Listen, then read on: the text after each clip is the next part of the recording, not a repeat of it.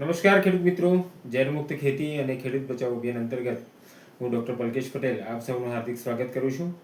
ખેડૂત મિત્રો, આજે આપણે ઓગસ્ટ મહિનામાં નક્ષત્ર આધારિત વાવેતર ક્યારે કરવું, આજે આપણે એની ચર્ચા કરવાના છીએ.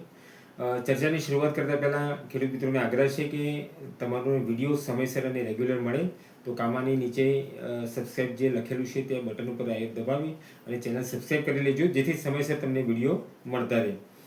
ખેડૂત મિત્રો, ગુજરાતના મોટાભાગના વિસ્તારોમાં વરસાદ સારો પડ્યો છે અને જે વિસ્તારો બાકી હતા, જેમ કે કચ્છ છે, ઉત્તર ગુજરાતના અમુક ભાગો છે, સાથે સાથે જામનગરના અમુક વિસ્તારોમાં વરસાદ થયેલો છે. તો જ્યાં વધુ વરસાદ થયો છે, જ્યાં ઓછો વરસાદ થયો છે, એમાં પણ આપણે શું શું કાળજી રાખવી અને એની પણ પાછળ આપણે ચર્ચા કરીશું. તો ચોક્કસ તમારા વિસ્તારમાં કોઈ મગફળી, કપાસ કે અન્ય કોઈ પાકોના પ્રશ્નો હોય તો નીચે કોમેન્ટમાં લખજો. અમારી ટીમ તમને ચોક્કસ, અને સાથે મોબાઈલ નંબર પણ લખજો, જેથી અમારી ટીમ તમને કોલ કરીને પણ તમને જવાબ આપી શકે. અને તમારા ફોટોગ્રાફ જોઈને શું કરવું એની પણ પાછળથી હું ચર્ચા કરીશ. તો સૌથી પહેલાં ખેડૂત મિત્રો, આપણે ઓગસ્ટ મહિનામાં જ્યારે વાવેતર કરવું છે ત્યારે હંમેશા આપણે કહીએ છીએ મંગળવાર અને શનિવારે વાવેતર કરવાનું નથી. તો મંગળવારે શા માટે વાવેતર કરવા નથી? તો મંગળવારે જે તે પ્રદેશને ધ્યાનમાં રાખતા ઋષિ પરાશર અનુસાર મંગળવારે મૂષક એટલે ઉંદરનો ત્રાસ વધુ પ્રમાણમાં રહેતો હોય છે અને શનિવારે વાવેતર કરવાથી રોગ અને જીવાતનો ઉપદ્રવ વધુ રહેતો હોય છે. આપણે શરૂઆત ચર્ચા કરીશું કે ક્યારે ક્યારે વાવેતર નથી કરવાનું. તો પહેલાં મંગળવાર અને શનિવાર.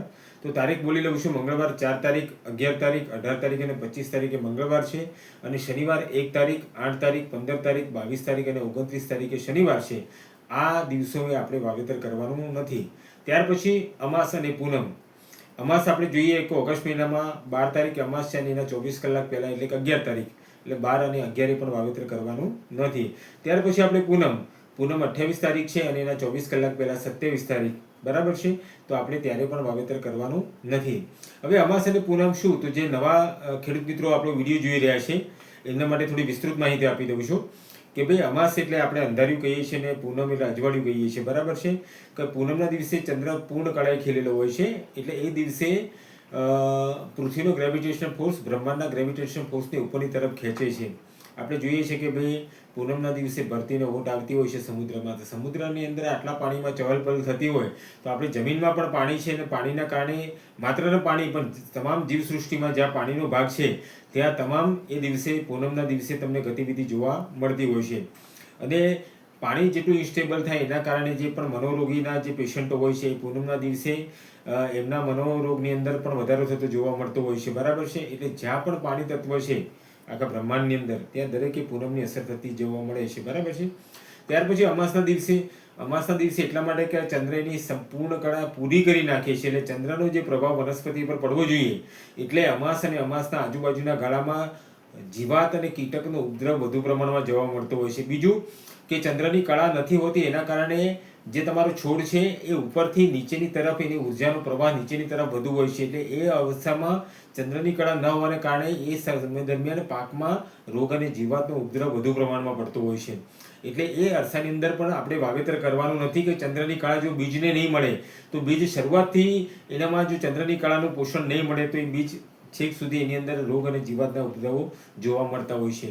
તો આપણે અમાસ અને પૂનમે એટલા માટે વાવેતર નથી કરવાનું. ત્યાર પછી રીક્તા તિથિમાં ઋષિ પરાશરે એવું કીધું છે કે 3 તિથિ એવી છે કે જે આપણે ગુજરાતી ભાષામાં આપણે કહીએ તો ચોથ, નવમી અને ચૌદસ. આ 3 તિથિ એવી છે કે જેમાં ચંદ્રની કળા શૂન્ય બરાબર આપણી જમીનમાં હોય છે. તો આપણે જોઈએ તો 2 તારીખે 14 છે, બરાબર છે, 7 તારીખે નવમી છે અને 11 તારીખે ચૌદસ છે, અને સાથે મંગળવાર પણ છે. એટલે આપણે 2, 7 અને 11 તારીખે પણ વાવેતર કરવાનું નથી. બીજું, હવે આપણે વાવેતર કરવું છે તો ક્યારે કરીશું, આપણે એની તારીખો પણ જોઈએ છે અત્યારે. તો ઓગસ્ટ મહિનામાં 3 તારીખે ઉત્તરા ભાદ્રપદ નક્ષત્ર છે, ત્યારે આખો દિવસ તમે વાવેતર કરી શકો છો. ત્યાર પછી 9 તારીખે મૃગશીર્ષ નક્ષત્ર છે, એમાં પણ તમે આખો દિવસ વાવેતર કરી શકો છો. ત્યાર પછી 13 તારીખે મઘા નક્ષત્ર છે.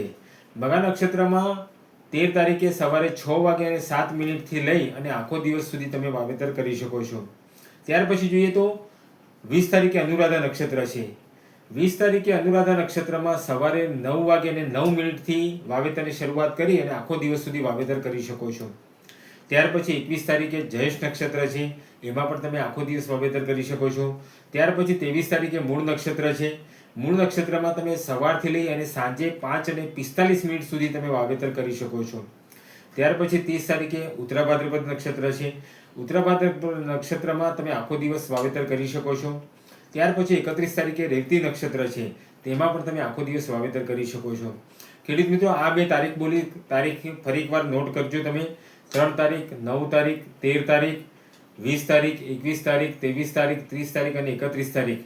આ તારીખોમાં ખેડૂત મિત્રો વાવેતર કરો છો તો નક્ષત્રનો પ્રભાવ ભગવાન કૃષ્ણ કહે છે 15મા અધ્યાયના 13મા શ્લોકમાં કે પુષ્ણામી ચ ઔષધિ સર્વે સોમો ભૂત્વા રસાત્મક, રસ સ્વરૂપ ચંદ્ર બની અને ઔષધિઓને પોષણ કરવાનું કાર્ય હું કરું છું. એનો મતલબ એ છે કે તમે જે બીજ વાવો છો એમાં ચંદ્ર અને સૂર્યનો રોલ ખૂબ મુખ્ય પ્રમાણમાં રહેતો હોય છે, અને એની સાથે જે ગ્રહોની પ્લેનેટ પોઝિશન છે, અલગ અલગ ગ્રહો એની અંદર ભૂમિકા ભજવતા હોય છે, અને 27 જે નક્ષત્રો છે, બરાબર છે, આ નક્ષત્રોનો પણ એક ઇમ્પોર્ટન્ટ હોતું હોય છે, બરાબર છે. કારણ કે આપણા ઋષિમુનિ જે અભ્યાસ કરેલો છે એના આધારે આપણે આ માહિતી આપીએ છીએ. અને હું કહું છું એટલા માટે સ્વીકારી લઈએ. ઘણી વખત ખેડૂતોને કહું છું કે તમે આવા પ્રયોગો તમારા ખેતરમાં કરો, બરાબર છે. જ્યાં સુધી તમે તમારા ખેતરમાં પ્રયોગો નહીં કરો તો આ માહિતી એક માહિતી સ્વરૂપમાં રહેશે. પણ જ્યાં સુધી તમે લાગે છે, જ્યારે મેં શરૂઆત કરી ત્યારે ઘણા ખેડૂત મિત્રો સ્વીકારતા, કોઈ ન પણ સ્વીકારતા, એમની મરજીની વાત છે. કારણ કે જ્ઞાન અને અજ્ઞાનમાં અક્ષરનો ફરક છે. જે લોકોની પાસે જ્ઞાન છે, એ અભ્યાસ કરેલો છે, એ તમારા સુધી પહોંચાડે છે. હવે આપણે ચર્ચા કરી છે કે ચોમાસામાં અત્યારની પરિસ્થિતિમાં આપણે કઈ કઈ બાબતોનું ધ્યાન રાખવું જોઈએ. જે ખેડૂત મિત્રો ખાસ બાગાયતી પાકોનું જે વાવેતર કરતા હોય, માની લો કે દાડમના પાકો છે કે અન્ય કોઈ પાકો છે, એમાં જ્યારે પ્રુનિંગ કે કટિંગ આપણે કોઈ કરતા હોય ત્યારે ખાસ ખેડૂત મિત્રોએ ધ્યાન રાખવું જોઈએ કે આપણે અંધારિયામાં એટલે કે કૃષ્ણ પક્ષમાં ન કરવું જોઈએ. કારણ કે જ્યારે પણ કટિંગ આપણે પ્રુનિંગ કરીએ છીએ ત્યારે હંમેશા પાકમાં સ્ટોરેજમાં એનો જે ઉર્જા છે, ઉર્જાનો પ્રવાહ પણ પૂરતો હોવો જરૂરી છે. કારણ કે અંધારિયાના પક્ષમાં છોડના ઉપરથી તરફથી નીચેની તરફ ઉર્જાની ગતિ વધારે હોય છે, બરાબર છે. જેમ જેમ અજવાળિયાના દિવસો હશે નીચેથી અપવર્ડ ગતિ હોય છે, એટલે અંધારિયાના દિવસોની અંદર આપણે ખાસ કટિંગ કે પ્રુનિંગ ન કરવું જોઈએ. ખાસ કરીને બાગાયતી પાકોમાં બીજું પણ આપણે ધ્યાન રાખવાનું છે કે ભાઈ અમાસ હોય, અમાસના 24 કલાક પહેલાં પણ ખાસ કરીને તમે કટિંગ કે પ્રુનિંગ કરતા હોય એ પણ આપણે ન કરવું જોઈએ. કારણ કે અમાસના દિવસે ચંદ્ર ક્ષીણ હોય તો એની અંદર પ્લાન્ટમાં બિલકુલ નહિવત ઉર્જા હશે, અને એવામાં કટિંગ કરશો ને તમે જે સ્ટોરિંગ કે રિસ્ટોરિંગ જે આપણે એનર્જી આપવાની છે પ્લાન્ટને, એ પણ એની અંદર ઓછો પ્રભાવ જોવા મળશે. કારણ કે એના આધાર પર જ તમારો જે નવો ફાલ કે બીજું કોઈ અન્ય વસ્તુ આવવાના હોય છે, તો કટિંગ કે પ્રુનિંગના ટાઈમમાં એનું સ્ટોરેજ કેટલું મજબૂત છે અને કેવી ઉર્જા છે એના આધારે જ આ બહુ મહત્વ રાખતું હોય છે. ત્યાર પછી અત્યારે ચોમાસામાં જે ખેડૂત મિત્રો કપાસ કે મગફળીનું વાવેતર કર્યું છે કે સોયાબીન કે અન્ય પાકોનું વાવેતર કર્યું છે, અને જે જગ્યાએ વધુ વરસાદ પડ્યો છે અને મગફળી પીળી થાય છે, એવા ખેડૂત મિત્રો માટે પણ સોલ્યુશન આપું છું કે ઘણીવાર ખેડૂત મિત્રો આપણે પાણી ભરાઈ જતું હોય ને સામાન્ય રીતે 2-3 દિવસમાં ખાલી ન થયું હોય અને મગફળી પીળી પડતી હોય, એવામાં ખાસ કરીને તમારા રૂટ ઝોન છે એ સતત પાણીમાં રહેવાના કારણે ન્યુટ્રિશન અપટેક નથી કરી શકતા, ખોરાક નથી લઈ શકતા. આવા સમયમાં અલગ અલગમાંથી હું તમને એક સોલ્યુશન આપું છું કે ભાઈ જ્યાં તમારો છોડનો વિકાસ ઓછો છે અને મગફળી પીળી પડી છે, એવા સમયમાં તમે હું કહું છું કે ડૉક્ટર યુનિટેક પંપે 60 ml અને ડૉક્ટર માઇક્રોરૂટ છે, બરાબર, પંપે 10 ગ્રામ, બરાબર છે.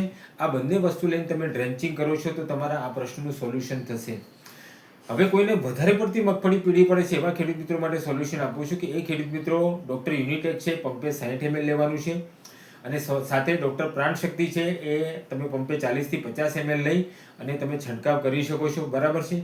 હવે જે ખેડૂત મિત્રોને મગફળી પણ પીળી પડી છે અને સાથે સુકારાના પણ પ્રશ્ન છે, એવા ખેડૂત મિત્રોને ખાસ ભલામણ છે કે તમારી મગફળીમાં ડૉક્ટર યુનિટેક છે પંપે 60 ml છે અને ડૉક્ટર તેજસ 60 થી 70 ગ્રામ લઈ અને તમે આગળની નોઝલ ખોલીને ડ્રેન્ચિંગ કરો છો તો તમારા ફૂગના પણ પ્રશ્નનું નિયંત્રણ થશે.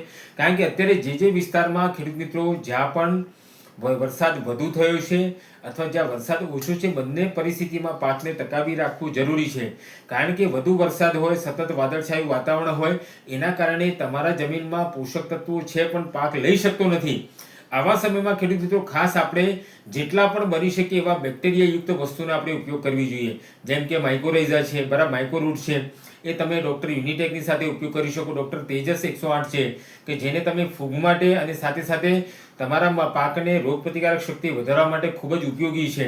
તો તમારા મગફળી અને એ પાકોની અંદર જ્યાં 30-35 દિવસ ઉપરનો પાક થઈ ગયો છે અને ફ્લાવરિંગના પ્રશ્નો છે, એવા ખેડૂત મિત્રોએ ડૉક્ટર યુનિટેક પંપે 60 ml છે અને ડૉક્ટર કાશ્મોરા છે પંપે 10 ml લઈ અને તમારો છંટકાવ કરવાનો છે.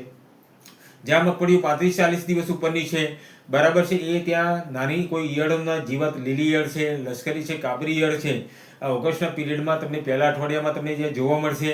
કપાસ જેવા પાકોની અંદર ચૂસ્યા પ્રકારની જીવાતો હશે.